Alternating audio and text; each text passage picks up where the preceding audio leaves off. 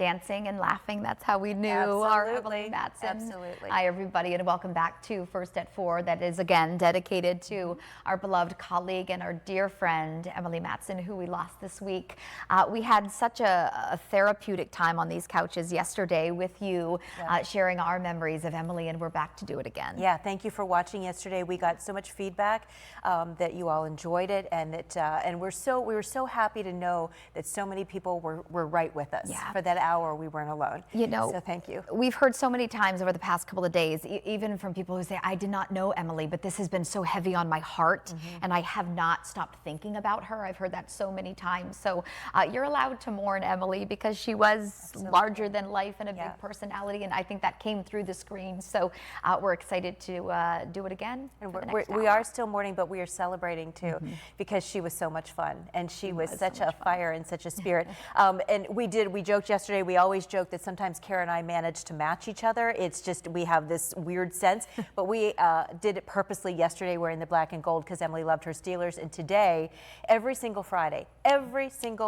without fail, Emily wore red for the veterans and first responders. And so there's just this whole newsroom today is a sea of red. It is, and it's so nice to look around, and I think Emily would be happy because oftentimes she would say, of course I'm wearing red. Where's your guys' red? It's red for the military and red for veterans. So we're honoring Emily today, and we're doing that for the next hour. Yeah, we've got about 7 people. Who knows? Other people might be showing up. We have a lot of former colleagues that have come into town for the funeral, and they're starting to pop in, and they're like, yeah, I want to share a story. So I don't know how many people we're going to have on today. It's a whole slew. But we're going to start with somebody, and I've got a little story about it once we introduce him. But he was the first person that I thought of when we were coming up with guests to have in on today. So let's play a little bit of sound from our Jake Banta.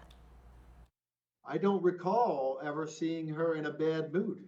And so she's just a breath of fresh air. She was a ray of sunshine. She would come out and be a lot of fun. And I used to text her once in a while when I would see something on the news, something funny. And she is going to be missed by many and loved by more. Jake, thank you so much for joining us today. I texted you, you were in Harrisburg working on that budget, that state budget, and I said we'd really love to have you on because Emily was a huge fan, she was a friend. And the quick story that I have to tell is, of course, with 8 Great Tuesdays, we would always look for the lineup, and then at work, because we sponsor it, we'd have to take turns and introduce the different opening acts. And every year when Jake was on the schedule, nobody had a chance. Nobody had a chance because Emily was like, Amanda, you're in work, you get our names on that. Emily and I quite often introduced you, but she was a great fan. She loved you. She loved to go out to Sprague's and listen to you play. And so you were one of my first thoughts. We've got to get Jake in here. Thank you for having me. It's my pleasure. Yeah. Yeah, and you were close with Emily in a professional way, but also a little bit personal as the years went on. Absolutely. I'm trying to think of the first time I met her, but we, back in the band days, she would come out and just, the first thing I said to my wife was she was just always a smiling bit of sunshine to see. She would come out and smile and be, it's not always easy, as we know, to be upbeat and be, that happy, give off that vibe to everybody else that's around you. And she was that way, and but I got a lot of good memories with her and a lot of laughs and a lot of fun with her and their family. And certainly we're going to miss her. The community is going to deeply miss a good friend, and the community loves her, and what I've heard from people is just amazing. They've reached out to me, and I said, I knew her well enough that I could call her friend and text her. I happen to think of one quick story. So one night she was on the news here, and she said a joke, and her co-anchor didn't get it or something, and I started laughing in my living room, and I immediately grabbed my phone and I said, I got it. So we talked about it later, but another good memory is she came to I did a memorial thing for veterans, and she came and she was on the back, I think, of Rick Carr's trike or something.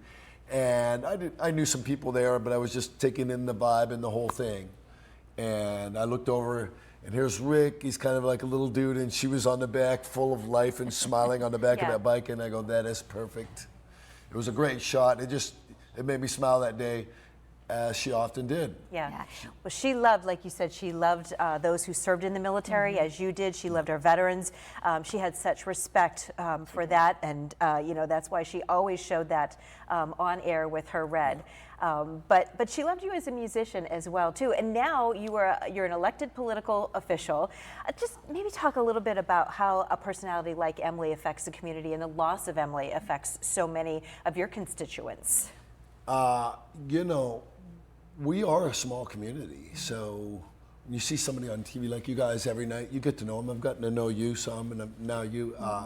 But when you get to know somebody for that many years, over time, it just becomes it's part of your daily regimen. You know, they're one of the local people that you see, and you see them in a store, and you go, oh, hey, how's it going? Yeah. And that's the same way with me. I had the band for years, and unfortunately, I got to be a representative now. But I'm still the same guy. I'm from Waterford, and it's just it's a small knit community, and that's what it's about. That's what's going to be the hardest thing to miss, is that she's not here because she's one of us. Yeah, and I think we've heard that so much over the past few days. She was so real, and what you saw on air was what you got off air as well. She was authentic and genuine, and I think she would be proud to know that came through the TV screen to a lot of people. Yeah. It did. For sure. Very much a part of the community. Jake, thank you again for rushing thanks back for from being here. Harrisburg. We're so glad to have you with us today. My pleasure. Thanks for having me in, and to, of course, Emily's family. Wish them the best, and the community's going